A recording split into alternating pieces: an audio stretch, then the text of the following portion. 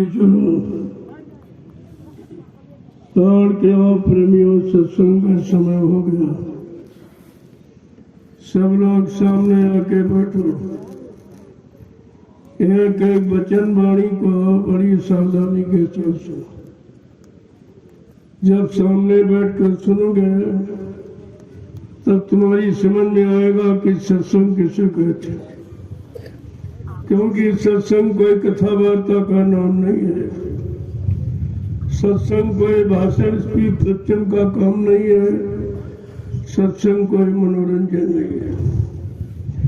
यह संत महात्मा फकीरों की तालीम और शिक्षा जो जीवों को उभारने के लिए आपत्ति, मुसीबत, बीमारी, महामारी, लड़ाई झगड़ों से बचाने के लिए जो समय से फकीरों ने अपने जवान मुबारक जो फरमाया उसको जिन्होंने अख्तियार किया, स्वीकार किया, लागू किया, उन्होंने अपने आप को बचा लिया।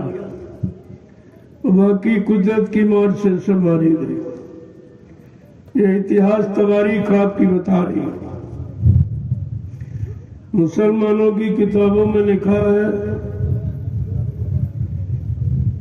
इस पर शब्दों में उन्होंने कहा, दिल का हुजरा साफ कर आना के जाने के लिए, ध्यान गैरों का हटा उसको बिठाने के लिए। वो परवरदिगारा मन अल्लाह ताला खुदा को अपनी जिस्मानी मस्जिद में अगर बैठाना चाहता है तो पहले उस मस्जिद को पाक साफ कर, किसी तरह की गंदगी न रहने दे, तब तो खुदा उसमें बैठेगा। अंता गंदगी रखते हुए आप बुलाते रहो तो कभी नहीं बनेगा। कभी तुम्हारी इबादत कबूल नहीं करेगा गंदगी में। और आपको मालूम कि गंदगी में कोई पूजा स्वीकार नहीं होती। ये फकीरों ने, संतों ने सब पहले ही सारा करके बता दिया। जो लोग माने वो खुदा के करीब पहुंच गए। जो नहीं माने, मनमानी करते रहे, आप भी यहीं पड़े हल्ला मचा रहे। वो हल्ला मचाते जीवन निकल जाएगा, लेकिन अल्लाह का दीदार नहीं होगा। अल्लाह का दीदार जब होगा, जिस्मानी मस्जिद खुदा की है। ये कहते ये खुदा की, किसी की नहीं। जिस्मानी मस्जिद खुदा की है। ये इसे पाक सब रख। अगर ये इसको पाक साफ निर्मल पवित्र रखेगा तो खुदा का दीदार होगा। नहीं तो युग निकल जाएंगे, कितने जीवन निकल जाएंगे, अल्लाह खुदा उस परवरदिगार आलम का दीदार नहीं होगा। इसलिए फकीरों के कदमों की पोशी करो, उनके करीब आओ और खुदा का खुदाई पैगाम जो लेके आए उसको सुन लो। ये तीसरे भाग में आपको सुनाया गया। 2 भाग आपको सुना दिए गए। तीसरा ये भाग अगर नहीं मानोगे फिर कयामत आ जाएगी। फिर उस कयामत को कोई नहीं रोक सकता। जिसको मोहम्मद साहब ने अपने जवान मुबारक से फरमाया कि 14वीं हिजरी के अंत में खुदा का पैगाम लेकर एक फकीर जमीन पर उतरेगा जिसका लिहाज यानी वेशभूषा सफेद होगी।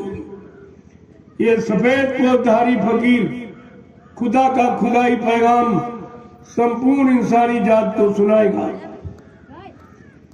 मोहम्मद साहब ने भी इशारा किया, वो हिंदू कौम का जन्मा फकीर, लेकिन संपूर्ण इंसानी जात को खुदा से मिलने का, परमात्मा से मिलने का संदेश सुनाएगा और युक्ति भी देगा।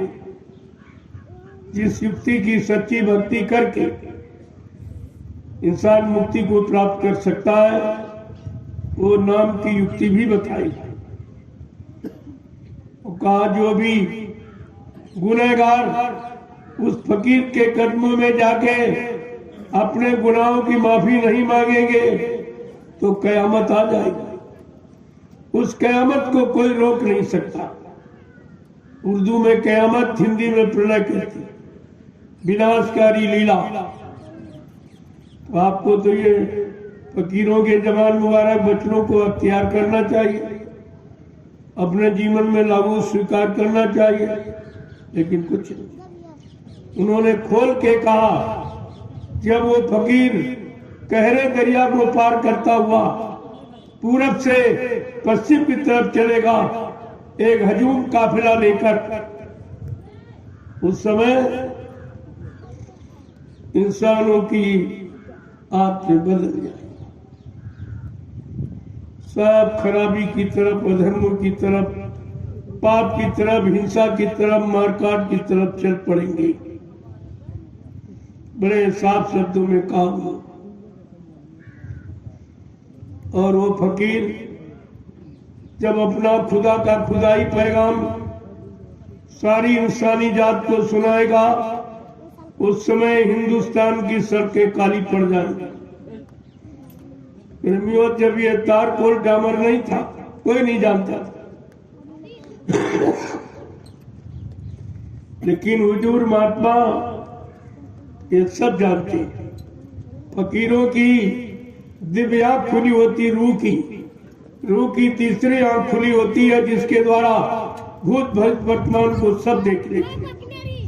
तभी देखकर हमें आपको आगे की बात बताते हैं कि आगे ऐसा खराब समय आ रहा, ऐसा दर्दनाक समय आ रहा, ऐसा भीषण आपत्ति बीमारियों से घिरा हुआ समय आ रहा, उसकी जानकारी देते।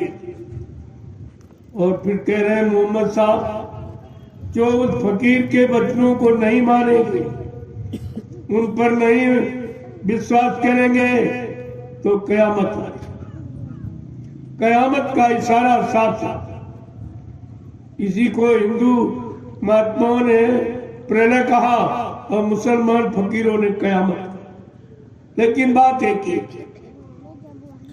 तो हमें आपको ये सब चीजें जानकारी में रखनी चाहिए, क्योंकि महात्मा फकीर सबके होते, वो किसी एक जाति मजहब धर्म के लिए नहीं आते। इसलिए उनको सर्वदेशी, सर्वहितैषी और समदर्शी और त्रिकालदर्शी और दूरदर्शी कहा जाता है। ये उपमाएं उनको दी, वो सबके होते हैं और सबके लिए आते। लेकिन हम आप यहाँ फिरका बनाए बैठे, जात भेद का मतभेद बनाए बैठे, छोटे बड़े गरीब अमीर का भेदभाव बनाए बैठे। ये इंसान की बनाई व्यवस्था, और इंसान अपनी बनाई व्यवस्था से परेशान है। अगर खुदा परमात्मा की बनाई व्यवस्था को हम लोग लागू करते होते तो आज ये दुख के दिन देखने को नहीं मिलते। सब लोग पारस्परिक प्रेम प्यार मोहब्बत में रहती, सब एक दूसरे के काम आते, एक दूसरे की खिदमत सेवा करते, एक दूसरे पर रहम और दया करते। ये सबके और सबके दिलों के अंदर माँ बहन बेटी बहू की परख पहचान। ये मुसीबत के दिन आपको देखने को नहीं। ये पारिवारिक सामाजिक व्यवहारिक व्यवस्था क्यों बिगड़ी? क्या किसी नेता किसी महात्मा ने इस पर विचार किया अभी तक? अगर विचार किया होता, कोई न कोई इसका समाधान निकाला होता, तब तो कुछ न कुछ ठीक हो जाए। लेकिन इसका समाधान किसी के पास, ये कुदरती कोराम है, इसे कोई इंसान नहीं बचा सकता। न कोई राजा, न कोई बादशाह, न कोई प्रधानमंत्री मुख्यमंत्री बचा सकता। ये कुदरती कोराम है। जो कुदरत नाराज हो गई हमारे आपके दूषित कर्मों के द्वारा, जो हमने आपने मारकाट, हिंसा, चोरी, कत्लेआम, व्यभिचार, कुचार, झूठ, छल, कपट, धोखाधड़ी किया, उससे कुदरत सख्त नाराज, और वो कुछ अब करना चाहती। कुदरत का काम तुम्हारे हित में नहीं होगा, ये बार बार मैं बताता हूं, तुम्हारे हित में नहीं होगा। और कुदरत को मनाना ये किसी इंसान की बस की बात नहीं।